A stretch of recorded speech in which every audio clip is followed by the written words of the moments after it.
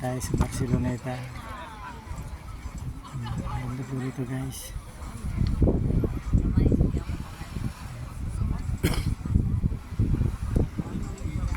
Ito po namang gate.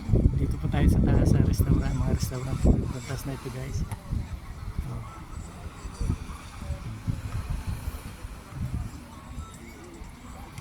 Tanghali na po rito eh. Medyo mainit na pero sa hapon po rito napakaraming tao guys.